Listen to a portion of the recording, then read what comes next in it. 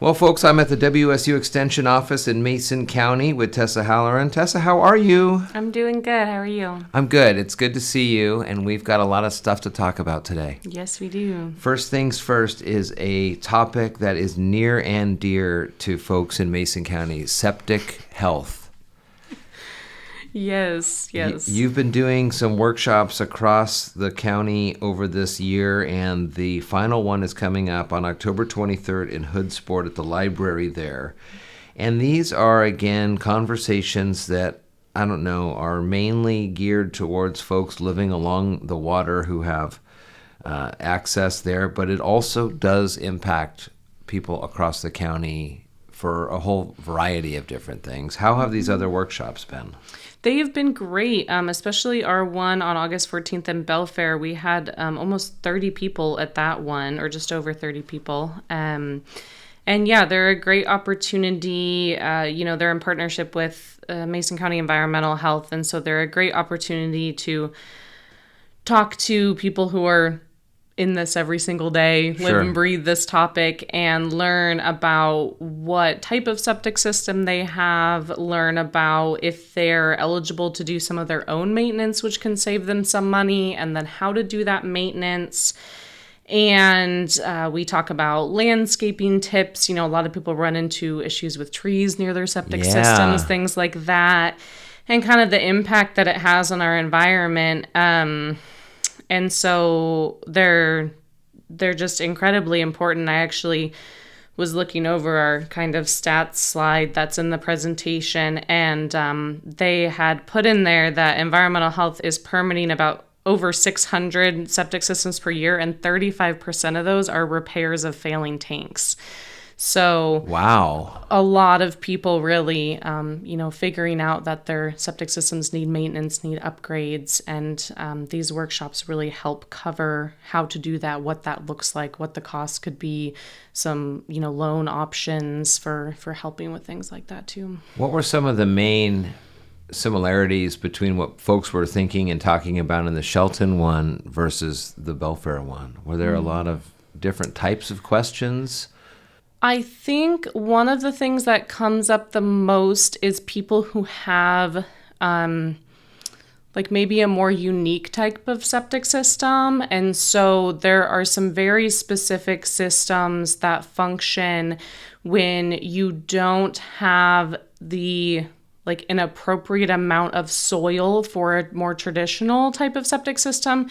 And some of those require, or most of those require, specific certified people who can help maintain them, who can inspect them, and then just a little additional knowledge and things to be aware of with using those types of systems. And so we do get a lot of people who have those systems, and they come in and they're like, whoa, I just bought this house. I've never heard of this before. Sure. What does this even mean, right? I think, and that was one of the things I was thinking about, folks finding Mason County and the beauty of it along the water, and then they maybe buy the house sight unseen or just pictures on a listing site, and then they get here without fully understanding. Maybe they come from a city where everything's hooked up and they've never even had to deal with this before.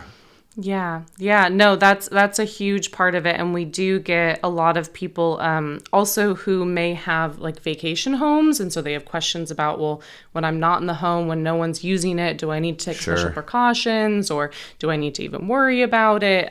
We definitely have a lot of people come who are having their first experience with maintaining a septic system, and they've lived on, city water and sewer their whole lives and didn't even realize what a process it was, or that there were different types of systems. This is coming up on the 23rd of October in Hoodsport, again at the library on Schoolhouse Hill Road. You see it there right as you're going through the main drag on 101 from 1:30 till 4. And again, too, neither you nor public health are there to bust anybody, right? You're there to get the information to them so they can make smart, informed decisions on moving forward with this stuff. Yes, absolutely. And to stress how important the regular maintenance is, because it can seem expensive, if it's $300 to $500 every few years, depending on what type of system you have, or a regular fee once a year or whatnot. But, when you look at the cost of putting in a whole new septic system or something, that maintenance really pays off down the line. So, yeah, no judgment, no trying to get anyone, just informing people about what best practices are. That's great. And again, it does, having a fully functioning and properly functioning septic system helps so much more than just your plot of land. It helps the whole area, everything downstream, and all that stuff. Yeah. I think most of the people, if not all the people who live in Mason County, live here for the beautiful natural resources that are here, right? And a lot of those are tied to the quality of our waters, and septic systems are a huge part of keeping those waters safe and healthy. Safe, healthy, able for the economy to be robust in the shellfish industry. So a good one being Septic Smart. The final workshop is October 23rd in Hoodsport. And it's been in Shelton and Belfair, so if you've missed the other two across the county, you're more than welcome to come here. I'll put the links to that registration link here when we do the show notes for that one. So that's one of the topics that we want to talk about. Something else that I love always talking about is the Salmon Center and all that they do on their property there on Roselle Road, not only next to the Theller Wetlands with the beautiful walking trails, but now they have the different gardens and the U-Pick gardens, and they've got the dog park there as well. They've really made this a destination for folks to come and visit, and you have something coming up there as well.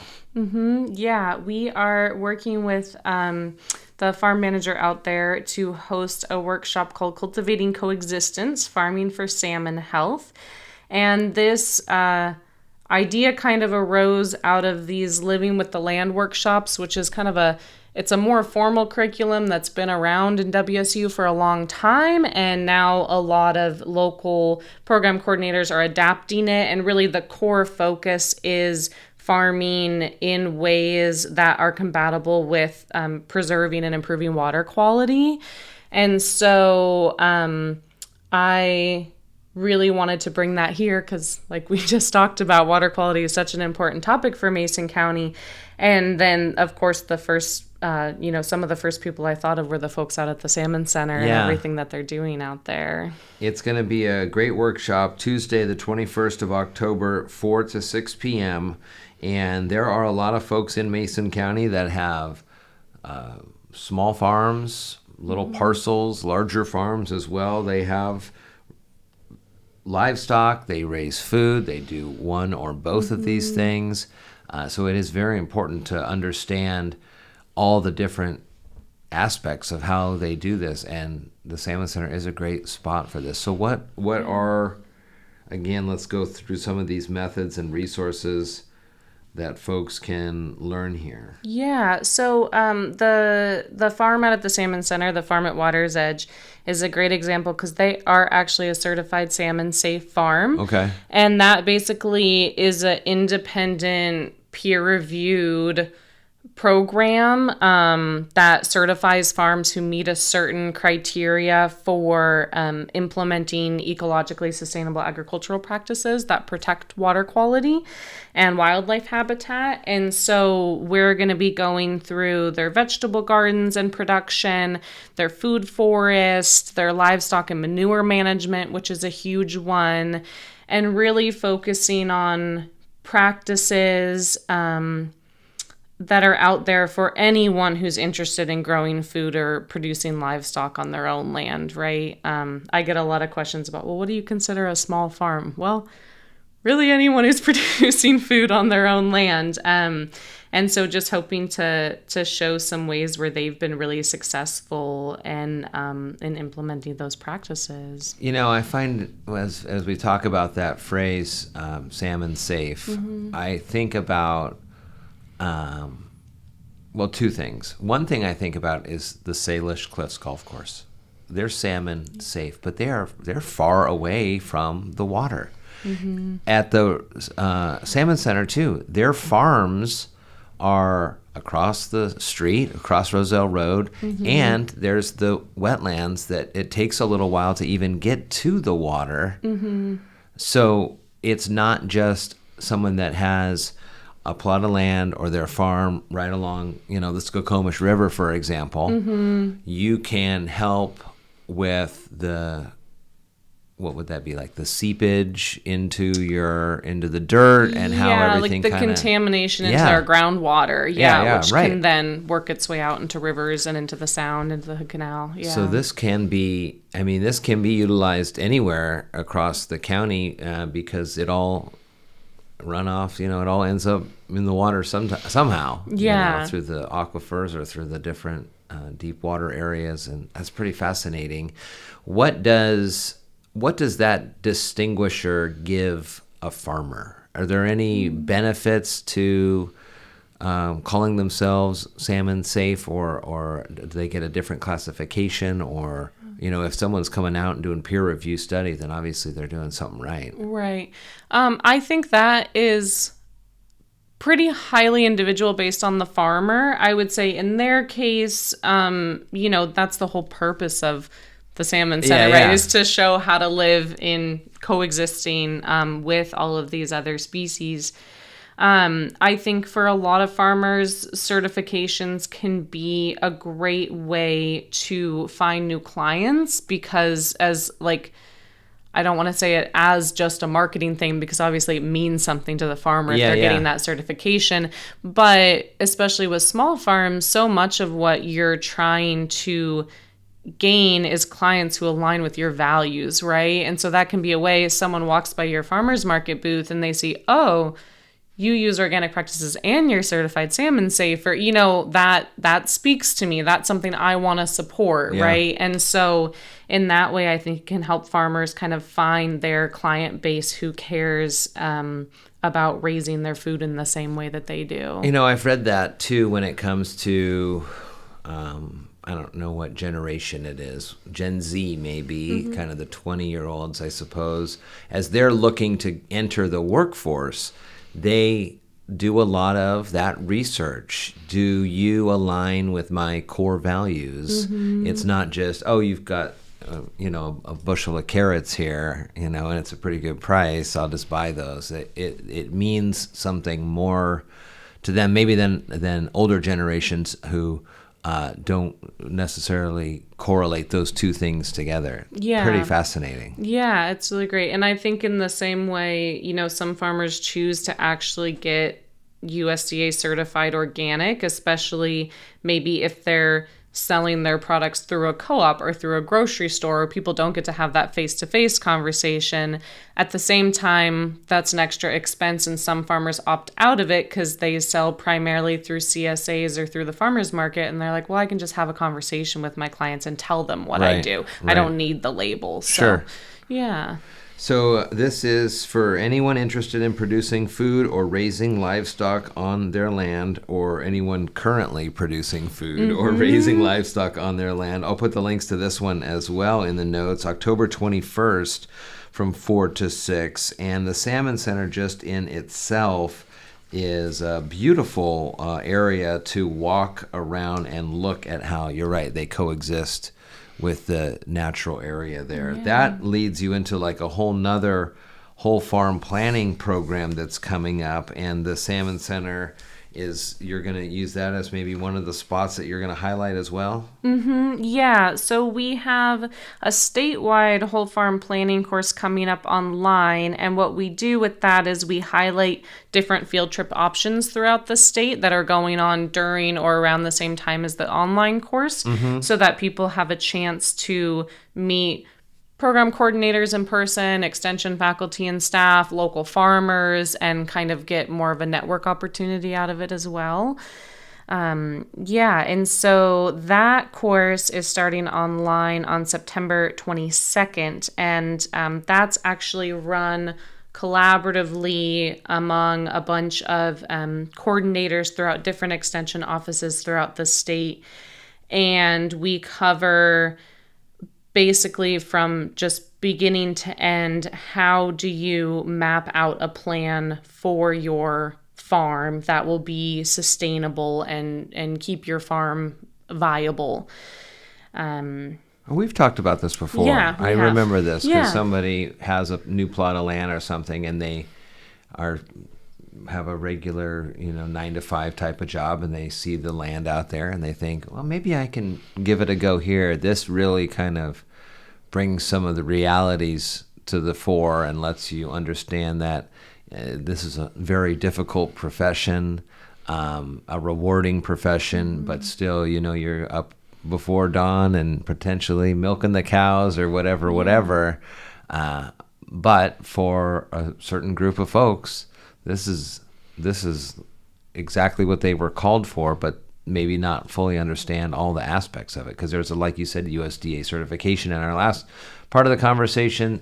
There's getting recognized by the state and doing all the paperwork that way. And if you're offering food, maybe flowers would be a different animal there. But if you're doing food, there's the health and safety of the people that may be consuming that food. A lot of things that you may not think about. Yeah, absolutely. And we encourage people who are currently farming to take it as well, just because, some people think, oh, I'm going to become a farmer, and they sort of map it out ahead of time. And some people just start farming and they go, oh, I'm going to try a farmer's market. I'm going to, they kind of fall into it. Sure. Or it evolves slowly over time. And so it gives you that opportunity to step back and assess. And one of my favorite things about the class is that every session we have like a WSU faculty speaker, and then we have a farmer for that topic as well, who speaks about how they've handled, whether it's their business planning or, whatever the topic of the day is, or their soil health management or different things. So you get to really hear here's a lot of the science behind it, and then here's a farmer who's actually implementing this and how it was feasible for them. Because across the state, it's so different, even in the, northwest, southwest, all the different sides, the other side of the mountain, the soil is so different, how the water is used, how the power is used, things like that, what types of restrictions are based on the county you're in and things like that. So yeah, that would be fascinating. And then we did talk that the Salmon Center would be maybe part of this. So when it comes to the field trips, how does that work? So it's worked a little differently depending on the year. Last year, we had a really large concentration of residents in this area. So we actually worked with Skokomish Valley Farms to plan a whole half-day field trip just for those residents. This year, we're seeing our registration more spread out, and we have a few less coordinators who are able to help out this year. And so we are highlighting opportunities coordinators already have planned in the county. And so what we do is we highlight them each week at the end of class, and then we also have a student website, and all of them are listed with the registration for the students. So if they want to take a road trip and go to the one down in Clark County or, wherever, they can go to as many as they want, and they have all those available. So the online courses start on September 22nd through November 3rd. It's 2 hours in the evenings on a Monday, 6 to 8. What happens if you miss one, or, does that mess something up when it comes to this? Yeah, no. So all of the sessions are recorded, and those are posted on the student website. We have week-to-week assignments that are also on the student website, so it's easy to catch up if you miss something. The only one typically which we want people to be around for is the final class is usually an option to give a short presentation of your whole farm plan. And if you choose to complete that, you actually receive a certificate for completing the course. And so that can be used to help show, especially if you're a beginning farmer and you don't have a lot of farm experience, that can be used for grants, for loans, to show that you have taken this university level course that, has taught you the skills that, some of the skills that you need to be a successful farmer. It says scholarships available if anyone feels that the course fee is a barrier. I don't see what the fee is on here. What do you know what that would be? Or that is a great question. I actually don't remember that off the top of my head. Well, we'll put the links to this in the notes on this one as well. CultivatingSuccessLaw.org is a website for this whole farm planning program, but also I've been on that site because I do remember that we've talked about this before, and there is a lot of resources on there. Yeah, we have resources, and then we also have once a year we have Explore Your Farm Dream, which we just did in August, and that's real kind of intro level, like what type of farming operation would you even want to have? What would fit with your lifestyle, your family, how much labor you have, all that. How much land you have, and you're not going to use every acre you have. And yeah. Do you want to take winters off? Maybe, you could do some seasonal veggie farming. Do you want to have to be around all the time? Maybe dairy cows, right? Okay, right. Thinking about how it fits with your needs and your family's needs, your lifestyle. And then going into winter, we have ag entrepreneurship, which is a really in-depth dig into the financial planning of having a farm business. Super important. Yeah. When it comes to all of these types of programming, is the majority, let's say somebody is going to go into this, WSU is obviously the place to start the educational process there. Mm-hmm. Can most people take these courses now remotely, or do you have to be in Pullman to do this? No, these are all offered remotely. And then if there's in-person learning opportunities, we try to offer at least a few different regional ones since we're all based out of different extension offices. So they're intended to be, that's kind of where we take the WSU Extension into it, right? Is we're taking resources from the university and trying to make it accessible to as many people as possible without having to actually become a student at the university or live near a college. Yeah. That makes a lot of sense. That's great. Is this a way for the WSU extensions to show off to each other? No, I wouldn't say so. Are you sure? Yeah. We're very collaborative about it. Yeah, no, I would say. Come on out to Mason. I'll show you what we've got going on. Your minds will be blown. I think more often we're going, I wish I could come to that in-person opportunity. Right. That doesn't fit into my calendar. We all get excited. We want to see what each other are doing. And it opens up a lot of sharing of ideas of what people are doing in their counties too. And we try to not replicate the work. And so as someone who's newer coming in, I've gotten fantastic support from people who have been in their counties for 10, 15 years and are like, I'll send you that curriculum. I'll, send you all my planning documents so that you can be successful too. So available in Spanish as well for folks who may need that. And the links will be, again, on the show notes here. There's always a lot happening here at the WSU Extension office here in Mason County and all across the state, and Washington State University does a great job of doing that outreach, and because they're a farm school, right? And I think we've talked about this before and what that means and what that helps for the rest of the state, and we kind of briefly spoke about it there. Anything else going on around the I think that, master gardeners are always busy too, but I think that's a whole other conversation. That's a whole other conversation, which I do want to have with you because I know too you have some new youth master gardener opportunities. I think I read that somewhere. So we'll leave that for another conversation. But 3 great things to think about here as we move through the conversations. Again, that Septic Smart workshop is October 23rd in Hoodsport from 1:30 to 4. There is a Living with the Land workshop at the Salmon Center just a few days before that, the 21st of October from 4 to 6. And then that ties into the whole farm planning program. It's a couple of Mondays through September up until November 3rd for a few hours with some options to go see some great farms across here locally and across the state on things that they do to them make themselves a successful farm. There are other things if you're thinking about becoming a farmer and you got land and you want to do that, but all those are available on the website too, cultivatingsuccesswa.org. And of course, the Master Gardeners here on, what street is this? 5th Street? 4th and Cedar. 4th and Cedar, always here to help you and answer questions. You can come by and get more information.